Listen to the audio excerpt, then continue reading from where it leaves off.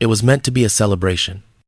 On the afternoon of November 21st, 2021, the streets of Waukesha, Wisconsin were filled with music, laughter, and familiar holiday cheer. Families lined Main Street, children waved at performers, and longtime volunteers marched with pride, believing like everyone else that this small-town Christmas parade would be remembered for joy. No one imagined that within minutes the same street would become a mass casualties scene. Shortly before 1:00 p.m., a red Ford Escape forced its way past parade barricades. Instead of slowing, the vehicle accelerated. People barely had time to react before the SUV tore directly into the crowd, striking dancers, children, and spectators who had nowhere to escape. Screams replaced music. Bodies were thrown into the air. Celebration collapsed into terror. Behind the wheel was Darrell Brooks, a 9-year-old man whose life had long been defined by instability, violence, and a complete disregard for consequences. In a matter of seconds, 6 people were killed and 62 others were injured, many with life-altering trauma. Among the dead was 8-year-old Jackson Sparks, marching proudly with his baseball team. 4 members of the beloved Milwaukee Dancing Grannies, Virginia Sorensen, Leanna Owen, Tamara Durand, and Wilhelm Hospel, lost their lives. Another victim, Jane Coolidge, was killed while simply celebrating a community tradition. The devastation was total, and it was not random. Brooks' path to that afternoon had been forming for decades. Raised in Milwaukee without a stable father figure, he struggled from childhood with behavioral issues and mental health problems. At the age of 12, he was diagnosed with bipolar disorder following psychiatric hospitalization. School never anchored him. His teenage years were marked by trouble, and as a high school junior, he was charged with his first felony, substantial battery. He dropped out soon after. That conviction in 1999 sent Brooks to prison for 2 years and began a cycle that would repeat for more than 20 years. His criminal record grew steadily, spanning multiple counties, and including charges for domestic violence, intimidation, reckless endangerment, drug offenses, and repeated bail jumping. Judges released him again and again. Each time the pattern resumed. His reputation became well known to law enforcement, volatile, aggressive, and unpredictable. Just days before the parade, Brooks was involved in a violent domestic incident in Milwaukee. Prosecutors later revealed he had allegedly run over his girlfriend with his vehicle during an argument in a parking lot. Despite his extensive criminal history, he was released on an inappropriately low bail, free to leave the city, free to drive, free to arrive in Waukesha on the morning of November 21st. When Brooks approached the parade route on Main Street, safety barriers were in place and police officers were nearby. Witnesses later described officers making eye contact with him, shouting commands, and attempting to stop the vehicle. Brooks showed no hesitation. He did not brake, he did not turn away. Instead, he maneuvered through the crowd in what prosecutors would later describe as a deliberate pattern, steering toward people rather than away from them. Surveillance footage captured the moment clearly. The vehicle never slowed. Brooks' face showed no panic, no confusion, no visible emotion. He continued until the parade route ended, then abandoned the SUV and fled on foot. Within hours, authorities located him nearby. He did not resist arrest. He did not attempt to flee further. He offered no explanation. The evidence against him was overwhelming. Multiple surveillance videos showed the attack from different angles. Dozens of witnesses testified. Physical evidence tied Brooks directly to the vehicle and the scene. He was charged with 76 criminal counts, including 6 counts of first-degree intentional homicide. Initially, Brooks entered a plea of not guilty by reason of mental disease or defect. But as the trial approached, he withdrew that plea. He dismissed his public defenders and insisted on representing himself. Judge Jennifer Doro granted his request, a decision that would turn the trial into one of the most chaotic courtroom proceedings in recent American history. Throughout the trial, in October 2022, Brooks repeatedly disrupted the court. He refused to acknowledge his own name, interrupted the judge, and argued that the court had no jurisdiction over him, citing sovereign citizen ideology, a pseudo-legal belief system consistently rejected by courts. He questioned victims directly while they testified. At times, he shouted over the judge. At one point, he removed his shirt in protest.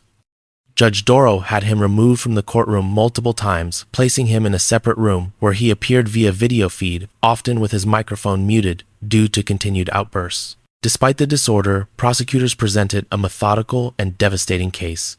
District Attorney Susan Opper emphasized one central fact: Brooks had countless opportunities to stop. He chose not to. Witnesses described how the vehicle never slowed, how bodies flew through the air, how screams echoed down Main Street. The The defense Brooks attempted to mount claims of vehicle malfunction and lack of intent collapsed under the weight of evidence. No credible alternative explanation existed. On October 26, 2022, after deliberating for just over 3 hours, the jury returned guilty verdicts on all 76 counts. Brooks sat silently as the word guilty was read again and again in the courtroom. The verdict carried mandatory life sentences. Sentencing hearings followed in November. Over 2 days, 45 victims and family members delivered impact statements. Children spoke of nightmares and fear of cars. Parents described watching loved ones struck down. Survivors spoke of injuries that would never fully heal. Brooks' family asked for leniency, pointing to his history of mental illness, but 4 court-appointed psychologists testified that Brooks did not suffer from a mental disease that impaired his ability to distinguish right from wrong. Instead, they diagnosed antisocial personality disorder, a condition that does not excuse criminal behavior. On November 16, 2022, Judge Doro imposed the maximum sentence allowed by law, 6 consecutive life sentences without the possibility of parole, plus an additional 762.5 years for the remaining charges. She stated plainly that Brooks had chosen a path of evil and that the community could only be safe if he remained incarcerated for the rest of his life. Today, Darrell Brooks sits in a maximum security prison transferred out of Wisconsin for safety reasons. He continues to file motions and appeals, insisting the system failed him. None have succeeded. The legal chapter of his story is effectively closed, even as he refuses to accept responsibility. In Waukesha, life has slowly moved forward, but not without scars. The parade returned quieter and heavier, carried by people who understand that joy can be fragile. Memorials remain. Names are still spoken. For survivors, the trauma did not end that day. Children who once loved crowds now flinch at the sound of engines. Parents measure every public gathering against the memory of that afternoon. November 21st will never again be just a date on the calendar in Waukesha. It marks the moment when celebration turned into horror, and it stands as a lasting reminder of what happens when warning signs are ignored and violence goes unchecked. When Tara Pitson descended the basement stairs of her Green Bay home on the morning of February 23, 2022, she expected nothing more than silence. What she found instead would become one of the most disturbing crime scenes in Wisconsin's modern history. Inside a bucket partially covered by a towel sat her son's severed head. For a moment, reality fractured. Then came the screams. Taylor Shabasness was 25 years old when she committed a killing so grotesque that even veteran investigators struggled to process what they were seeing. Born Taylor Shabasness Coronado, her life had been marked by instability long before that basement became a crime scene. As a teenager, she lost her mother suddenly, a trauma family members later described as a turning point from which she never fully recovered. Substance abuse followed. Mental health issues intensified. Her adulthood unfolded in cycles of addiction, volatile relationships, and repeated contact with law enforcement. By early 2022, Taylor's life was unraveling. Her 2-year-old child had been removed from her care shortly after birth. Methamphetamine addiction dominated her daily existence.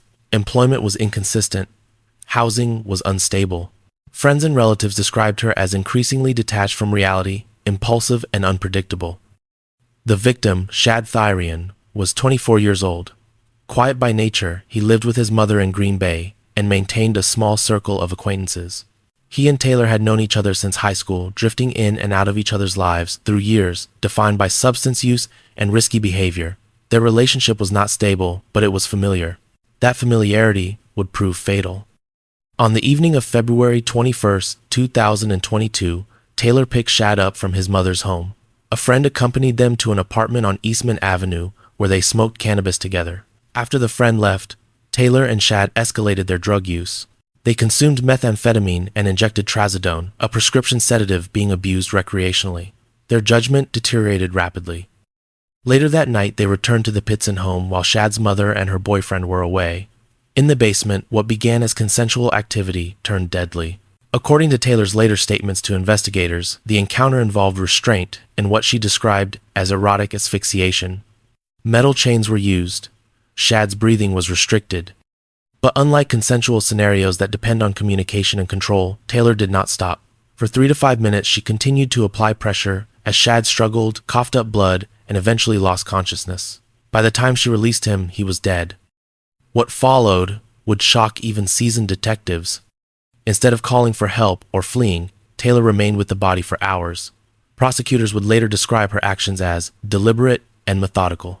At some point during the night and into the early morning, she retrieved knives from the kitchen and began dismembering Shad's body. She positioned his remains over a bucket and storage tote to collect blood, which she later poured down the basement shower drain.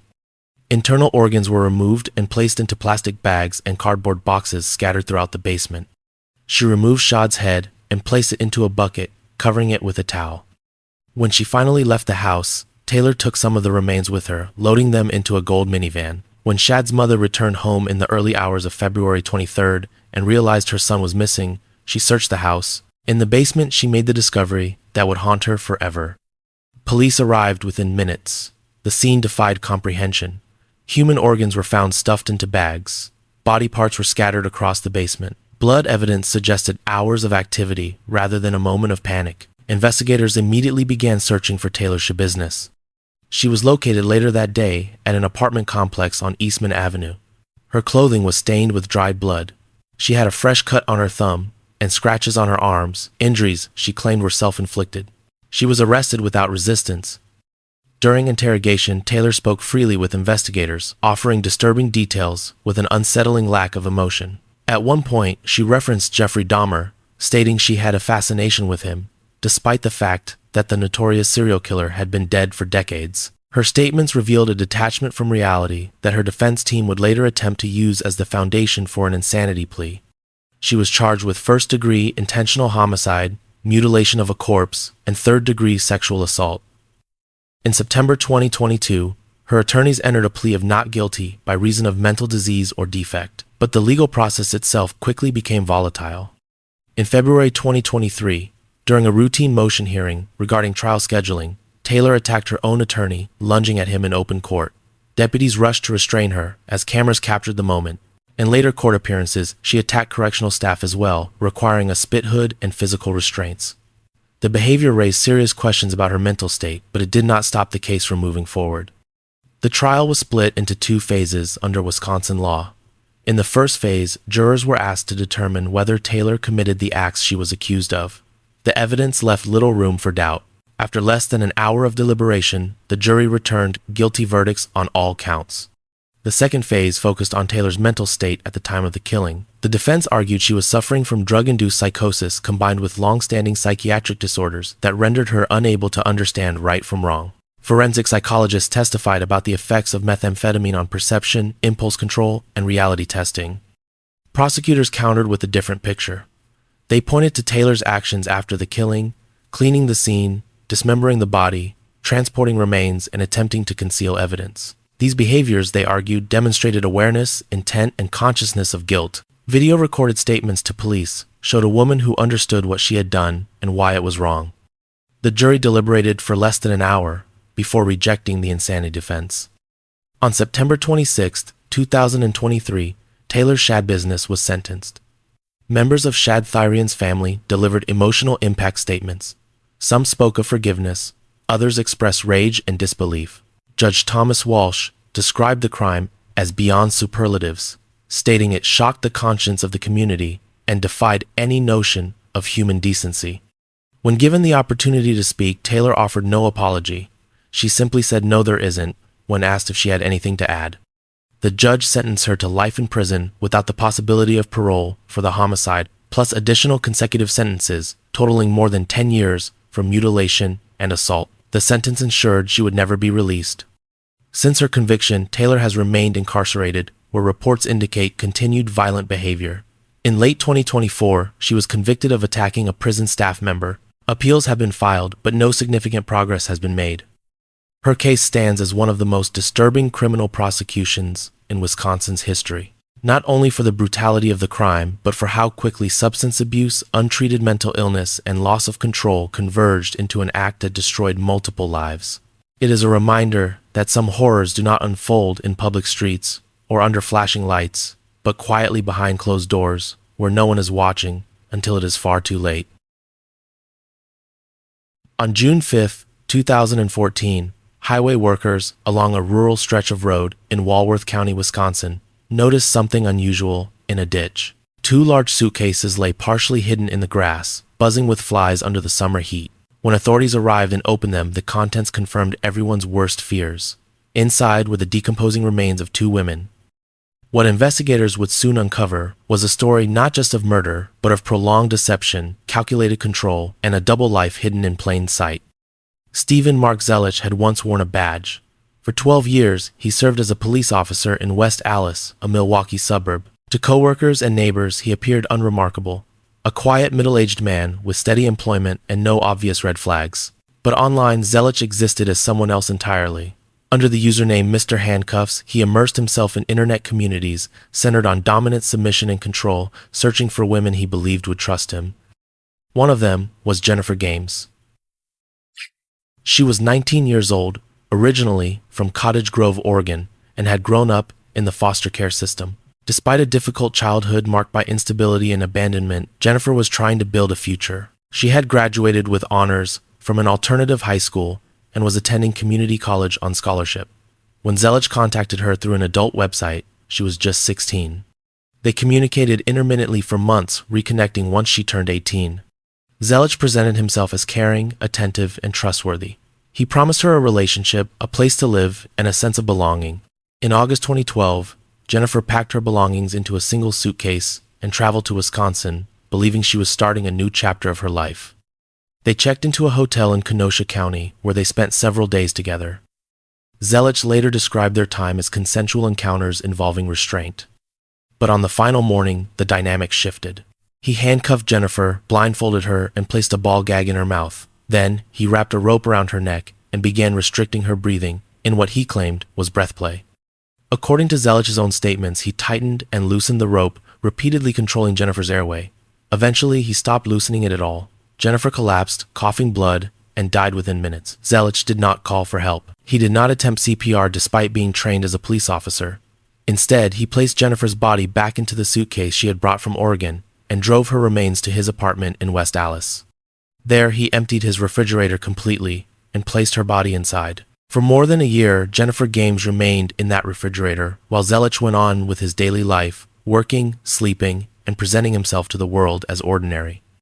15 months later, in November 2013, Zelich returned to the same online communities. He began communicating with another woman, Laura Jean Simonson, a 37-year-old from Farmington, Minnesota.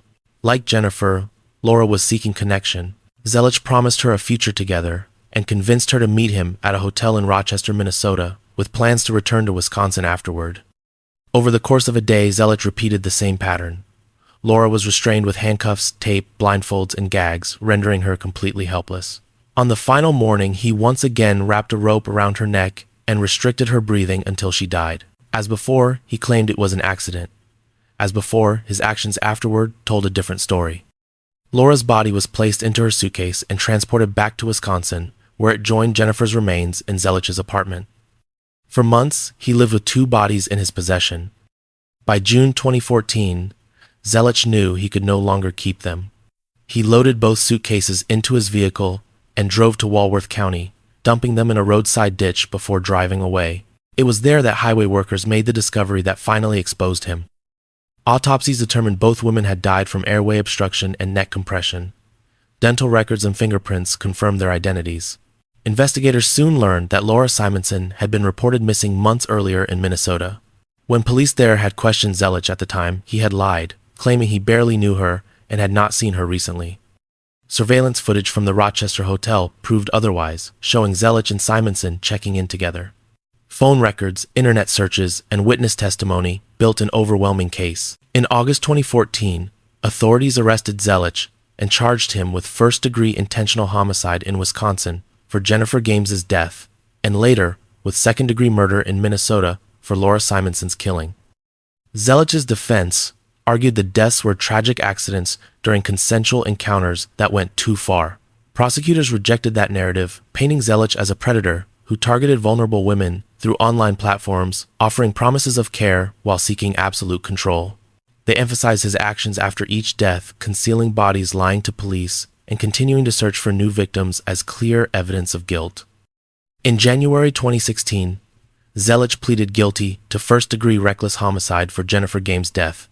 He was sentenced to 35 years in prison. The judge described the crime as monstrous and the facts as ghastly, noting that even after killing Jennifer, Zelich had continued recruiting women online. In February 2017, Minnesota courts sentenced him to an additional 25 years for Laura Simonson's murder. With added time for concealing corpses, Zelich's total sentence reached 70 years with a parole eligibility date so distant that it effectively amounted to a life sentence. He will almost certainly die in prison. Today, Stephen Zelich remains incarcerated, his name serving as a chilling reminder that predators do not always appear dangerous. Sometimes they wear uniforms, sometimes they speak calmly, and sometimes they hide their violence behind promises of trust until it is far too late. In the frozen darkness of a January night in rural Wisconsin, a 13-year-old girl ran barefoot through the snow, wearing only pajamas and oversized sneakers. Her breath burned in her chest as she sprinted toward the first house she could see, pounding on the door with shaking hands. When the door finally opened, she spoke words that would end one of the most intense missing child searches in American history. She said her name was Jamie Kloss, and she had escaped. That moment, brief and desperate, marked the end of an 88-day nightmare that began with a crime so sudden and violent it stunned an entire state. Jake Thomas Patterson was 21 years old on October 15, 2018. To people who knew him, he appeared quiet, withdrawn, and directionless. He had struggled after high school, briefly enlisting in the U.S.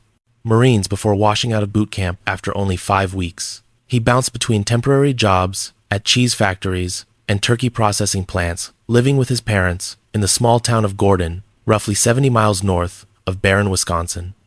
Former classmates described him as awkward and isolated, more lost than threatening. But beneath that unremarkable exterior, Patterson was developing a fixation that would end 2 lives. His obsession with Jamie Kloss began not through a relationship, a conversation, or even a name. One morning in early October, while driving to work, Patterson's car stopped behind a school bus near the Kloss family home. As James stepped off the bus and walked toward her house, Patterson later told investigators that he instantly knew she would be his target. He had never met her. He did not know her family. He knew nothing about her beyond what he could see in that brief moment. From that point on, Patterson began planning. He drove past the Kloss residence multiple times, studying the layout, watching the lights, observing the routines. Twice he aborted attempts to approach the house when he noticed activity inside. He shaved his head to reduce the chance of leaving forensic evidence. He gathered duct tape, rope, gloves, and his father's 12-gauge shotgun. Everything was calculated. Just before 1 o'clock in the morning on October 15th, Patterson made his final move. Inside the Kloss home, James' father, James Kloss, was awakened by the sound of the family dog barking. When he looked through the glass pane of the front door, he saw a figure outside holding a gun. Believing it might be a law enforcement officer, James asked to see a badge. Patterson responded by shouting profanity and ordering him to open the door. When James hesitated, Patterson fired through the glass, killing him instantly.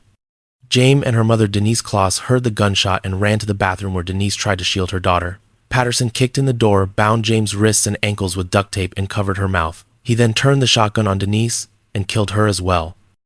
The entire attack lasted only minutes. Patterson dragged Jamie outside, placed her into the trunk of his vehicle, and drove away into the night. As he disappeared down the road, a massive search effort began almost immediately. Amber alerts flooded the region. Law enforcement agencies from across Wisconsin, joined by the FBI, launched an all-out manhunt. Volunteers distributed flyers, tips poured in, but there were no witnesses, no clear suspects, and no obvious motive. While the search intensified, James was being held captive at a remote cabin owned by Patterson's family in Gordon. There, Patterson controlled every aspect of her existence. When visitors came, including his own father, he forced James to hide beneath his bed. He barricaded the space with heavy storage bins filled with weights, trapping her underneath for hours at a time, without food, water, or access to a bathroom. Music was played loudly to mask any sound she might make. When no one else was present, Patterson dictated when she could eat, sleep, or speak. He threatened that terrible things would happen if she tried to escape. For nearly 3 months, Jamie endured isolation, fear, and constant vigilance, watching and waiting for an opportunity that might never come. That opportunity arrived on January 10th, 2019. Patterson told Jamie he was leaving the cabin for several hours to apply for a job in Superior, Wisconsin. As soon as he left, she acted. She pushed aside the heavy bins, crawled out from under the bed, and grabbed a pair of Patterson's sneakers. She ran from the cabin into the freezing winter air, not stopping until she encountered a woman walking her dog. The woman, Jean Nutter, immediately recognized the severity of the situation. She brought James to the nearby home of Kristen and Peter Kacinskas and called police. Within minutes, officers were notified. Not long after, they spotted Patterson's vehicle and pulled him over. He surrendered without resistance. "I know what this is about," he told them. "I did it." His confession was detailed and immediate. He admitted to killing Jame's parents, kidnapping her, and holding her captive. He expressed no clear remorse, only a detached acknowledgement that what he had done was wrong.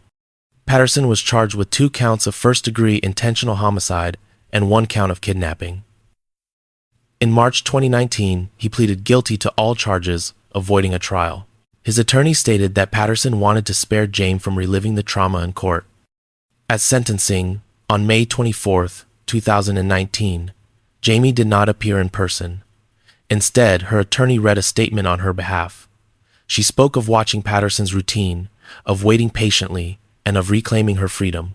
She made one thing clear: he would never control her again. The judge sentenced Patterson to 2 consecutive life terms without the possibility of parole for the murders of James and Denise Kloss, plus an additional 40 years for the kidnapping. The message was unambiguous: Patterson would never be released. Today, Jake Patterson remains incarcerated, transferred out of Wisconsin for safety reasons. His appeals have gone nowhere. Jamie Kloss, meanwhile, has worked to rebuild her life, away from the public eye, supported by family and community. She has become a symbol of resilience, her escape inspiring millions around the world. Her case stands as a chilling reminder that sometimes evil begins not with rage or revenge, but with a single, random glance and a decision to act on it. On the morning of August 30th, 2006, the farmhouse at Dill Creek Road in Marathon County looked peaceful from the outside. Dew still clung to the grass. Nothing suggested violence. But inside the bedroom, Kenneth Judies lay dead in his bed, naked, shot twice with a shotgun. A knife had been driven into the mattress beside him, pinning a note that carried a single word, a message investigators would later describe as chilling and deliberate. Kenneth Judies was 58 years old, a respected pharmacist known for his energy, kindness, and warmth. Friends described him as the kind of person who lifted a room simply by being in it. After divorcing his first wife, he had remarried in 2004, building what appeared to be a joyful, affectionate life with Cindy Schultz. They lived together on a rural farm, operating a raceway and campground. To outsiders, their marriage seemed unusually happy, almost too perfect. That illusion shattered when Cindy made a frantic call to authorities from a neighbor's house, claiming she had discovered her husband's body. She told investigators she had slept in a small camper behind the house the night before because she was sick and did not want to disturb Ken with her coughing. According to her account, she entered the home that morning and found him dead in bed. Almost immediately, investigators noticed inconsistencies. The night had been hot and humid. Why would someone choose to sleep alone in a cramped camper without air conditioning? Why were surveillance cameras on the property turned off? Why had the doors been left unlocked? And why had foster children, who usually stayed on the property, been sent away that night? As detectives worked the scene, another troubling detail emerged. Cindy produced a will, naming her as Ken's sole heir. His family was stunned. Ken had children from his first marriage, and it seemed inconceivable that he would cut them out entirely after such a short second marriage. Suspicions grew that the document might not be legitimate. Then came the financial motive. Cindy stood to collect nearly $1 million from life insurance policies taken out in Ken's name. To investigators and family members, the benefit was impossible to ignore. Yet despite mounting red flags, the case stalled. The murder weapon was never found. Forensic evidence was limited. Without definitive proof, prosecutors could not move forward. For 13 years, the case went cold.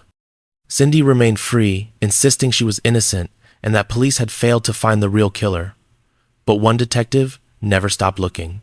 Years later, Detective Dennis Blazer of the Marathon County Sheriff's Office reopened the investigation, methodically re-examining evidence and re-interviewing witnesses who had long assumed the case was over. In late 2019, that persistence paid off. Investigators uncovered overlooked testimony from Cindy's ex-husband, who revealed she had been given a 20-gauge shotgun years earlier. Additional witnesses described Cindy's behavior after Ken's death as oddly calm, emotionally detached, and focused on securing assets rather than mourning. Prosecutors believed they finally had enough. In December 2019, more than 13 years after Ken Judas was killed, Cindy Schultz Judas was arrested and charged as a party to first-degree intentional homicide and obstruction of justice. She was 66 years old. The long delay became the centerpiece of her defense. How they argued, could the state suddenly claim certainty after more than a decade? The trial began in October 2021. Prosecutors painted Cindy as a woman motivated by greed, someone who married for financial security and orchestrated her husband's death to claim his estate. They argued she controlled the environment that night, had access to firearms, and stood to gain enormously from Ken's death. The disabled surveillance cameras, the empty house, and her unusual sleeping arrangement were presented as evidence of planning rather than coincidence. The defense countered that the case was built entirely on circumstantial evidence. There was no weapon, no DNA linking Cindy directly to the shooting, and no witnesses who saw her commit the crime. They suggested alternative suspects and argued that suspicion alone was not proof beyond a reasonable doubt. Cindy took the stand herself, maintaining that she loved Ken deeply and had nothing to do with his death. But prosecutors focused on her demeanor, her financial actions immediately after the killing, and what they described as a striking lack of genuine grief. On October 21, 2021, after days of deliberation, the jury returned a guilty verdict. Cindy Schultz Juarez was convicted of being a party to first-degree intentional homicide and obstructing an officer. In June 2022, the judge sentenced her to life in prison without the possibility of parole. He described the crime as a profound betrayal of trust, emphasizing that Ken had built a life with someone he believed loved him, only to be repaid with violence. Cindy was transferred to Taychetta Correctional Institution to serve her sentence. For Ken's family, the conviction brought a measure of closure after more than 15 years of waiting. But the story did not end there. On July 19, 2023, prison guards found Cindy unresponsive in her cell. She had been attacked by her cellmate, an inmate who had reportedly stopped taking psychiatric medication and was experiencing hallucinations. Cindy Schultz Juarez died at the age of 68 from injuries sustained in the assault. Her death ended any possibility of appeals or further explanations. She never admitted guilt. For Ken's family, the outcome was bitterly complex. Justice had come, but it arrived late and it did not bring peace. The case remains a haunting reminder that some truths take years to surface, and even when they do, the cost can be immeasurable. 13 years of silence, suspicion, and unanswered questions ended not with resolution, but with another life lost behind prison walls. In the summer of 2021, Chandler Michael Halderson looked like a young man on the brink of success. At 23, he lived with his parents in a quiet suburb outside Madison, Wisconsin, during the pandemic. He told them he was finishing a degree in renewable energy engineering at Madison Area Technical College. He claimed he worked remotely for an insurance company. Most impressively, he said he had just landed a prestigious job at SpaceX and would soon be moving to Florida with his girlfriend. His parents believed him. Bart Halderson, an accountant, and Krista Halderson, a pharmacy technician, were proud of their son. They supported him financially and emotionally, trusting the future he described. But every part of that future was a lie. Chandler had dropped out of college after a single semester. He had no job. There was no SpaceX offer. His days were spent in his bedroom playing video games, waking early to simulate work calls so his father wouldn't become suspicious. For months, Chandler built an elaborate illusion.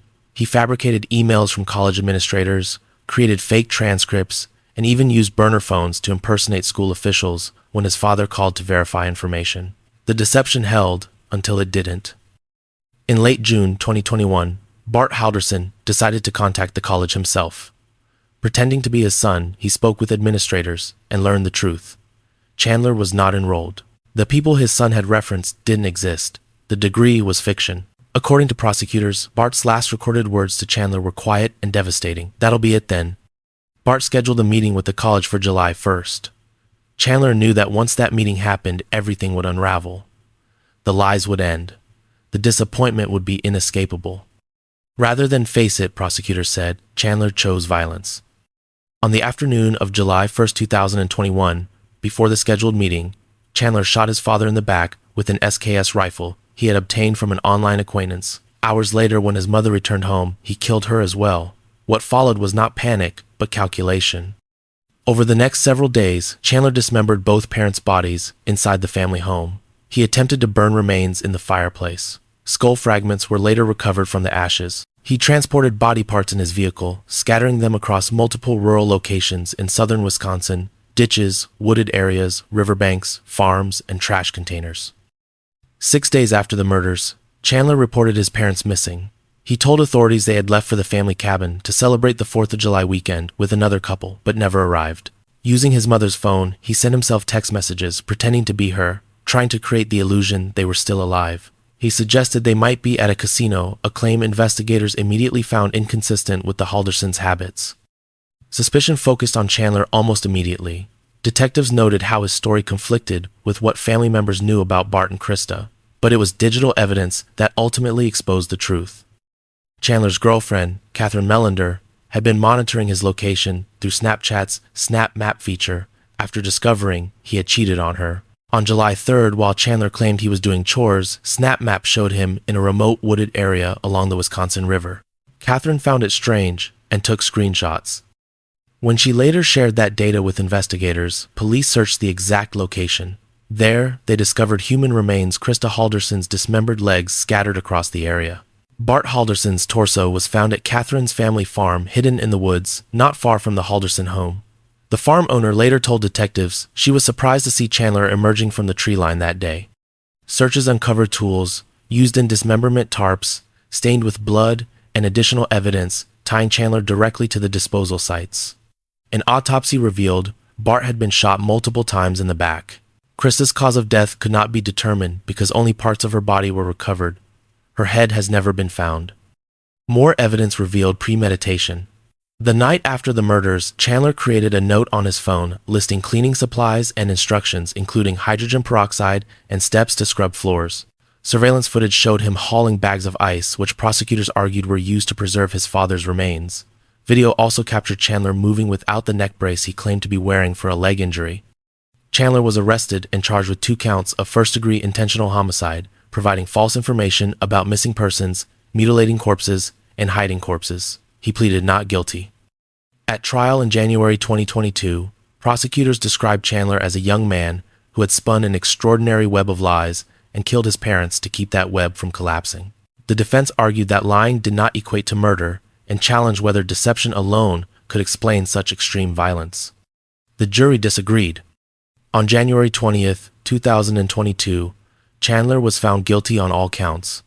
At sentencing, prosecutors emphasized the brutality of the crime and Chandler's complete lack of remorse. They noted that despite growing up in a stable, supportive household with no history of abuse, he had shown no grief after his parents' deaths. When a relative expressed sadness after attending the memorial, Chandler reportedly told them to watch a slasher movie instead. The judge sentenced Chandler Halderson to life in prison without the possibility of parole. He stated that Chandler would only return to the community for one reason: to be buried. The court emphasized that he had not only taken 2 lives, but had stripped his parents of dignity in death. Today, Chandler Halderson remains incarcerated, serving his life sentence. His appeals have failed. The case stands as a chilling example of how lies, when carried too far, can become something far more dangerous, especially when the truth finally demands to be faced. On Halloween afternoon in 2005, Teresa Halbach drove her blue Toyota RAV4 toward Avery's Auto Salvage Yard in Manitowoc County, Wisconsin. She was 25 years old, a freelance photographer working for Auto Trader magazine, stopping briefly to photograph a vehicle for a listing. It was a routine appointment. She never returned home. 2 days later, Teresa was reported missing. On November 5th, volunteers searching the Avery salvage yard discovered her vehicle concealed among junked cars. Over the following days, investigators found Teresa's car key inside Stephen Avery's trailer, Avery's blood inside the RAV4, and burned human bone fragments in a pit near his residence. The remains were later identified as Teresa Halbach's. What appeared to be a straightforward homicide investigation would soon become one of the most controversial criminal cases in American history. Stephen Avery was 43 years old at the time. 2 decades earlier, in 1985, he had been wrongfully convicted of sexual assault and attempted murder, spending 18 years in prison for a crime he did not commit. DNA evidence finally exonerated him in 2003, exposing a catastrophic failure of Wisconsin's justice system. After his release, Avery filed a $36 million civil lawsuit against Manitowoc County officials, alleging misconduct that had cost him nearly half his life. That lawsuit was active when Teresa disappeared. Prosecutors alleged that Avery murdered Teresa on October 31, 2005, after she arrived at the salvage yard. They claimed he restrained her, assaulted her, and ultimately killed her, later burning her body to destroy evidence. Avery denied all allegations, insisting he was being framed by the same system that had once imprisoned him for a crime he did not commit. The case took an even darker turn, with the involvement of Avery's 16-year-old nephew, Brendan Dassey. In March 2006, Brendan was interrogated by investigators, without a lawyer or parent present. Over the course of multiple interviews, he confessed to participating in Teresa's murder, describing graphic acts that prosecutors said corroborated physical evidence. Brendan later recanted, claiming his confession was coerced, fed to him through leading questions, and extracted from a teenager with significant cognitive limitations. Psychological evaluations placed his IQ between 69 and 73. Crucially, no physical evidence ever linked Brendan Dassey to the crime scene. No DNA, no fingerprints, no blood. The case against him rested almost entirely on his confession. Stephen Avery's trial began in February 2007. Prosecutors presented the vehicle, the key, the blood evidence, and the burned remains as proof of guilt. The defense argued that evidence had been planted pointing to irregularities in how items were discovered and the involvement of officers connected to Avery's civil lawsuit. They suggested Avery's blood in the RAV4 could have come from a vial preserved from his 1985 case, raising questions about chain of custody and contamination. After 27 days of testimony, the jury found Avery guilty of first-degree intentional homicide and illegal possession of a firearm. He was acquitted of mutilation of a corpse. The judge sentenced him to life in prison without the possibility of parole. Avery's civil lawsuit was settled for $400,000, a fraction of what he had originally sought. Brendan Dassey went to trial separately. In April 2007, despite the lack of physical evidence, a jury convicted him of being a party to first-degree intentional homicide, second-degree sexual assault, and mutilation of a corpse. He was sentenced to life in prison with the possibility of parole in 2048, meaning he would spend more than 4 decades incarcerated before even being considered for release. For years, the cases remained largely unknown outside Wisconsin. That changed in December 2015 when a Netflix documentary series titled Making a Murderer premiered. The 10-part series examined the investigation, interrogations, and trials in exhaustive detail. It became a cultural phenomenon, igniting global debate about wrongful convictions, police conduct, and prosecutorial ethics. Millions of viewers questioned whether justice had truly been served. Supporters argued the series exposed deep flaws in the prosecution's case and highlighted the vulnerability of defendants facing institutional power. Critics, including members of law enforcement and Teresa Halbach's family, accused the filmmakers of bias, claiming critical evidence had been omitted to create doubt. The renewed attention triggered legal challenges. In August 2016, a federal magistrate judge ruled that Brendan Dassey's confession had been obtained in violation of his constitutional rights and overturned his conviction, ordering his release unless the state retried him. Wisconsin authorities appealed. In 2017, a divided panel initially upheld the ruling only for the full 7th Circuit Court of Appeals to reverse it months later. In June 2018, the U.S. Supreme Court declined to hear Brendan's appeal, exhausting his federal options. Stephen Avery continued pursuing post-conviction relief through attorney Kathleen Zellner, who argued that new forensic evidence and alternative suspects pointed away from Avery.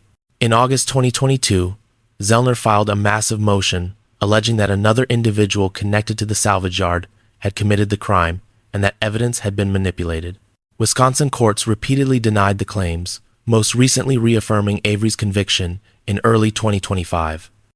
Today, Stephen Avery remains incarcerated, serving a life sentence in his 60s. Brendan Dassey, convicted as a teenager, will not be eligible for parole consideration until he is in his early 60s. Teresa Halbach's family has consistently expressed frustration with ongoing media attention, stating that repeated challenges reopen wounds and dishonor Teresa's memory. For them, justice was served in 2007. Whether the truth lies fully within the jury verdicts or within the doubts raised by years of appeals may never be resolved. What remains undeniable is that the Avery and Dassey cases have become enduring symbols of the complexity of justice, where certainty, doubt, and belief collide, and where the line between truth and error remains fiercely contested nearly 2 Decades later, 2 weeks before her death, Julie Jensen wrote a letter she never expected anyone to read while she was alive. She sealed it in an envelope and gave it to a neighbor with a simple instruction: if anything happened to her, the police were to receive it. In the letter, she described fear, control, and a growing certainty that her husband might kill her. Years later, that letter would become one of the most controversial pieces of evidence in Wisconsin legal history.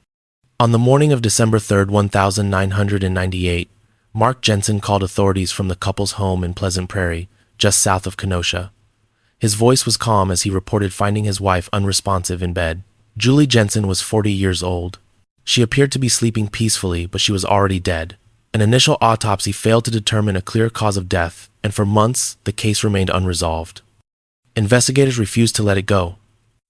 Toxicology testing eventually revealed that Julie's blood stomach contents and urine contained ethylene glycol, the primary ingredient in antifreeze. Medical examiners later concluded she had died from a combination of antifreeze poisoning and asphyxiation.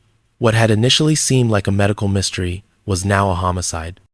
As detectives examined the Jensens' marriage, a darker picture emerged. On the surface, Mark and Julie appeared to be a typical suburban couple raising 2 young sons. But behind closed doors, their relationship had been deteriorating for years. Julie had previously had an affair, something Mark never forgave.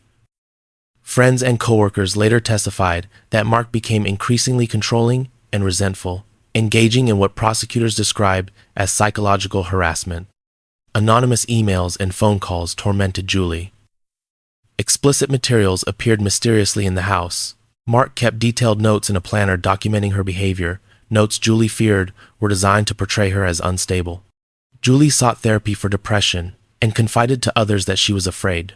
She knew Mark was having an affair with a coworker, a relationship he would later pursue openly after her death. In the days before she died, Julie told friends she believed Mark was planning something terrible. She insisted she would never take her own life. The investigation uncovered another critical detail. On the family's computer, investigators found a search conducted at 9:42 a.m. on the morning of Julie's death for information related to diminished consciousness caused by ethylene glycol poisoning. The timing raised immediate suspicion. Prosecutors alleged that Mark had been poisoning Julie over several days and panicked when the antifreeze did not kill her quickly enough. According to testimony from a jailhouse informant, Mark later admitted that when Julie's breathing briefly improved, he rolled her over and suffocated her with a pillow. Mark denied making the confession, but the allegation would play a key role in court. In 2002, nearly 4 years after Julie's death, prosecutors charged Mark Jensen with first-degree intentional homicide.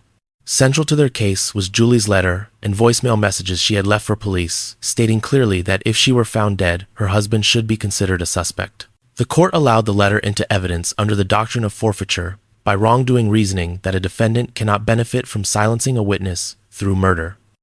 Mark's trial began in 2008 after being moved to Walworth County due to intense pretrial publicity. Over 27 days, jurors heard testimony about the poisoning, the computer searches, the troubled marriage, and the letter Julie had written in fear. Mark's defense argued that Julie was mentally unstable and had taken her own life while deliberately framing him.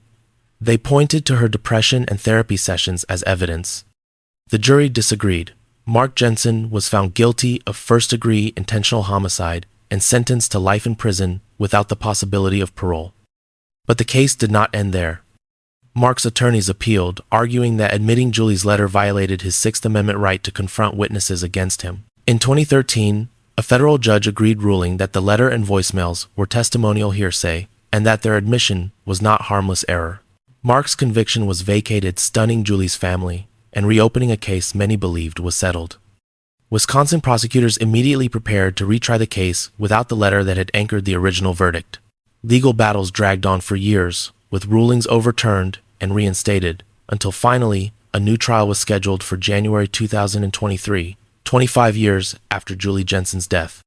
This time, prosecutors built a circumstantial case without Julie's written words. They presented evidence of the antifreeze poisoning, the computer search history testimony from coworkers who said Mark discussed poisoning, and statements from the jailhouse informant. They also called Mark's former mistress, whom he had later married and divorced, to testify about the affair and his behavior. The defense again argued that Julie took her own life and orchestrated an elaborate frame-up. They claimed Mark was a bad husband, not a murderer, and emphasized the absence of the letter that had so powerfully influenced jurors the first time. After 15 days of testimony, the jury deliberated for less than a full day. On February 1, 2023, Mark Jensen was found guilty of first-degree intentional homicide for the second time. At sentencing, the judge rejected requests for parole eligibility, citing the prolonged and calculated cruelty of the crime. He described how Mark had psychologically tormented Julie for years, researched methods of poisoning, and watched her suffer. Mark Jensen was sentenced once again to life in prison without the possibility of parole. Today, he remains incarcerated, maintaining his innocence and continuing to pursue appeals. For Julie Jensen's family, the second conviction brought a renewed sense of closure after decades of uncertainty. Her letter, though, excluded from the second trial, remains a haunting reminder of a woman who sensed her danger and tried desperately to be heard. The case stands as one of Wisconsin's most complex legal sagas, a story of fear, control, and a justice system forced to confront its own rules as it sought accountability for a crime committed a quarter-century earlier. For more than 2 decades, women on Milwaukee's north side disappeared and were later found dead, strangled, abandoned in alleys, vacant buildings, and along isolated roads. The killings appeared sporadic, unconnected, easy to misfile as the inevitable violence of a struggling city. For 21 years, a single man moved through that landscape undetected, committing murder after murder while the cases drifted apart in separate folders. His name was Walter Earl Ellis. Ellis was born in June 1960 inches, rural Mississippi, and moved to Milwaukee as a child. From an early age, his behavior was marked by aggression and impulsivity. He assaulted classmates and neighborhood children, establishing a pattern that followed him into adulthood. By his teens and 20s, Ellis had accumulated arrests for assault, theft, drug distribution, and repeated acts of violence against women. His criminal record grew long and ugly, yet consequences remained short-lived. In October 1986, the body of 31-year-old Deborah Harris was found in the Milwaukee River. She had been strangled. The very next day, 19-year-old Tanya Miller was discovered dead, also strangled. Both women were black. Both were left in locations familiar to someone who knew the North Side intimately. Investigators suspected a connection, but the forensic tools of the time could not confirm it. Over the years, the pattern continued.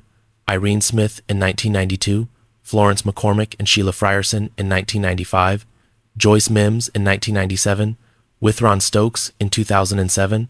7 women in total, all between the ages of 19 and 41, all strangled their bodies, discarded in abandoned buildings, alleys, and remote corners of the city. Many lived on the margins, making them vulnerable and too often overlooked. Each case was investigated separately. Different detectives, different timelines, different conclusions. No one realized they were hunting the same man.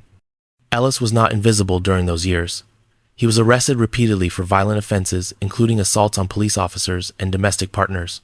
He spent time in prison. He violated parole. At one point, he served as a police informant, a status that shielded him from deeper scrutiny. In 2002, after an assault conviction, his DNA should have been entered into Wisconsin's database. It wasn't. A procedural failure allowed his genetic profile to remain missing for years. The breakthrough came in 2009 when Milwaukee's Cold Case Homicide Unit re-examined evidence using advanced DNA testing. Biological material preserved from multiple crime scenes was finally analyzed together. The results were unmistakable. All 7 murders shared the same DNA profile. When investigators ran the profile through the database, they found the match that should have surfaced years earlier: Walter Ellis. On September 7, 2009, police located Ellis at a motel in Franklin, Wisconsin. He struggled briefly as officers moved in, then was taken into custody. Inside the room, they found drug paraphernalia. Nothing about the arrest suggested remorse. To those who knew him, he appeared exactly as he always had: volatile, indifferent, dangerous. Prosecutors charged Ellis with multiple counts of first-degree intentional homicide. The evidence was irrefutable. DNA linked him to every victim. The strangulation methods were consistent. The geographic pattern aligned perfectly with his movements and residences over 2 decades. Faced with overwhelming proof, Ellis entered a no-contest plea in 2011. At sentencing, family members of the victims filled the courtroom. Some called him the devil. Others spoke of decades spent waiting for answers that never came. The judge sentenced Ellis to 7 consecutive life terms without the possibility of parole. He made it clear that Ellis would never leave prison alive. Ellis was transferred out of Wisconsin to serve his sentence. Less than 3 years later, in December 2013, he died in custody at the age of 53 after his health deteriorated.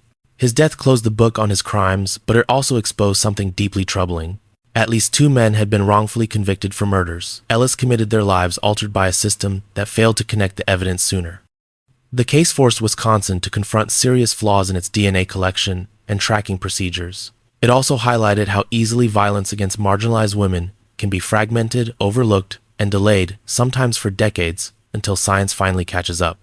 Walter Ellis did not evade justice because he was clever. He evaded it because systems failed, patterns were missed, and lives were treated as isolated tragedies instead of connected warnings. By the time the truth emerged, 7 women were already gone. On the night of April 1, 2024, 19-year-old Sade Robinson went out on what was supposed to be a simple first date. She was a student at Milwaukee Area Technical College, working 2 jobs while building a future for herself. Friends described her as determined and independent, someone who refused to let a difficult upbringing define her. That night, she met 33-year-old Maxwell Anderson, a bartender living on Milwaukee's South Side. They had met at a bar days earlier, exchanged messages, and agreed to go out for drinks. Surveillance footage later captured them arriving together at the Twisted Fisherman restaurant on West Canal Street. They moved between bars, laughing, drinking, appearing relaxed.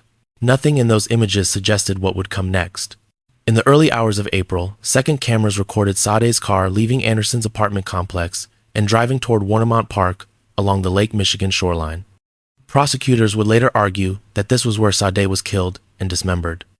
Later that same morning, her car was found burned behind an abandoned building. Surveillance video showed Anderson leaving the area and boarding a city bus, his clothing appearing clean despite the violence investigators believed had just occurred.